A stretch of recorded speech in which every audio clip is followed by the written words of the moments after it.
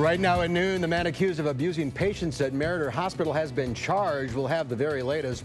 Plus, the woman who's accusing Judge Brett Kavanaugh of sexually assaulting her is testifying to Congress. And for only the 5th time in franchise history, the Milwaukee Brewers are heading to the playoffs. This is News 3 at noon. Good afternoon, everyone. We have breaking news as a former Meriter Hospital nurse is facing 19 felony counts of child abuse in connection with his work in a neonatal intensive care unit earlier this year. Our Keely Arthur joining us live from the courthouse with more. Keely.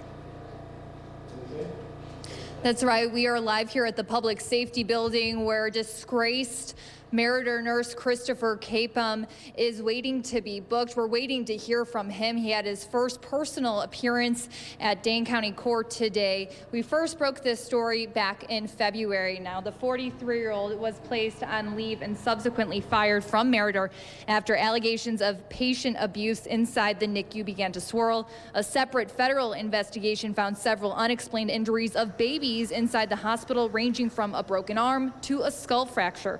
Now, more than 7 months later, Capeham is being formally charged with intent to abuse patients and child abuse. We will hear more from him hopefully later today and bring you the latest on channel3000.com. Mark? All right, Keely Arthur reporting live for us from downtown Madison. Thank you. Let's head over to the Weather Center now. Dave Caulfield has a look at our first alert forecast. Boy, chilly start to the day. Yeah, plenty of sunshine, but still that really hasn't helped temperatures all that much. Some showers are on the way for later this afternoon, and we've seen the clouds on the increase for some of us as we take a look at visible cloud track, but really not for many just yet. I think that comes over the next few hours this afternoon. The drought monitor is still very quiet across Wisconsin, and I expect that to be the case for the next couple of weeks at least, but we do see some drought across Michigan and in northern Minnesota and North Dakota really suffering in spots. The same can be said for Kansas and Missouri. Live look in Platteville, we're not seeing any drought. We are seeing a few clouds in the sky.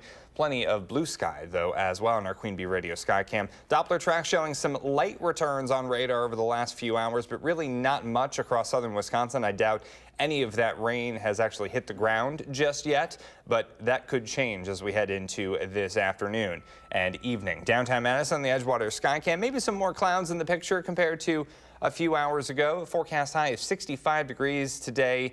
Just a little bit off the normal of 67. Right now, already at 65 in Madison, 66 in Janesville, 64 in Boscobel, and 66 in Platteville. It's quite a bit warmer than this time yesterday, about 5 to 10 degrees across southern Wisconsin. Our high temperature trend still on a bit of a downward trend as we head into this weekend with highs in the 50s Friday and Saturday, the first 2 consecutive days of 50-degree temperatures for highs since April in Madison, but then we will be back in the 60s and 70s by the time we get into next week. But notice the low temperature trend, mainly staying in the 40s and 50s, except for early Saturday morning. Some of us could really be far into the 30s and the 20s even in some spots. Not out of the question to start off Saturday. So our first frost facts, some of us have already seen some patchy frost already this early fall and in that case late summer, but our earliest first frost widespread was September 12th of 1955, and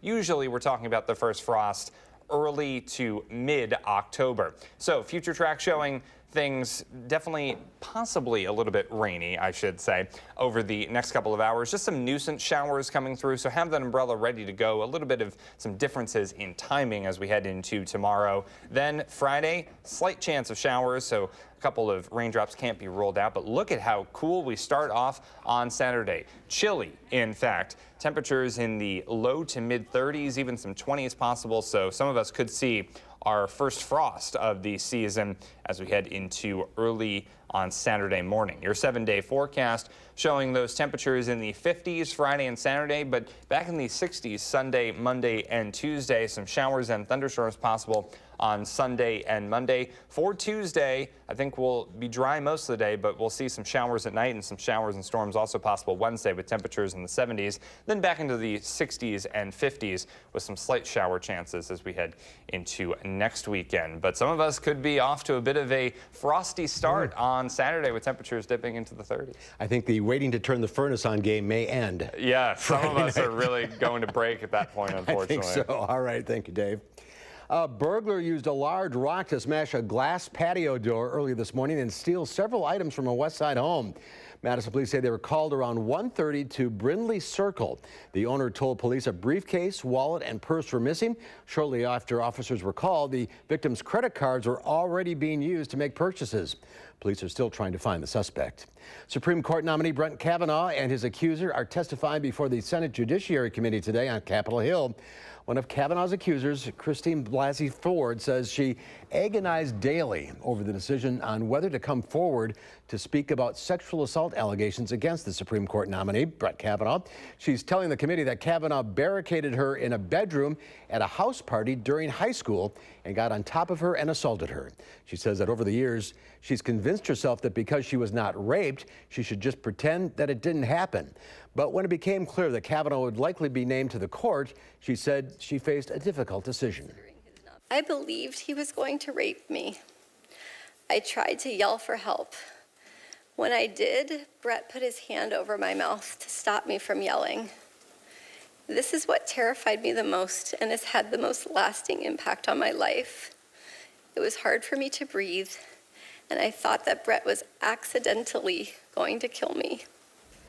Other new accusations came forward yesterday, but those are anonymous claims passed along to senators who have forwarded them to Judiciary Committee investigators. Meanwhile, President Trump has postponed his meeting with Rod Rosenstein. The White House says they do not want to interfere with the Kavanaugh's hearings. Rosenstein's job security had come into question over the last week after reports stated that he spoke about recording President Trump and talked about starting the process to remove him from office. Rosenstein is currently overseeing the Russia investigation. If he is fired, that responsibility would be passed on to Solicitor General and could affect Special Counsel Robert Mueller's position. The search continues today for a missing 6-year-old boy from North Carolina.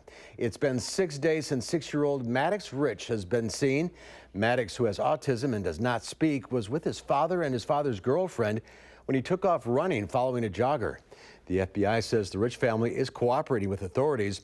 Posters are being hung up around Gastonia, North Carolina, and in surrounding towns. His parents are asking the public for help. I would appreciate it if you were at the park Saturday and saw Maddox. So please, urgently, please, call the tip line, please. Continue praying for him because I just want my baby home, please. The Gastonia, North Carolina police chief says that they've searched thousands of acres, drained the lake and the park, and conducted hundreds of interviews. The FBI is offering a $10,000 reward for information that leads authorities to Maddox. Pope Francis met today with U.S. Catholic Church leaders to discuss the fallout from a scandal involving a former American cardinal and demands from an archbishop that the pontiff step down. As the meeting was underway, the Vatican announced that the Pope Francis has ordered an investigation of an American bishop accused of sexual misconduct with adults and accepted his resignation. The bishop who resigned is 75-year-old Michael Bransfeld of the Diocese of Wheeling, Charleston, West Virginia. The Catholic Church worldwide is reeling from the crises involving the sexual abuse of minors.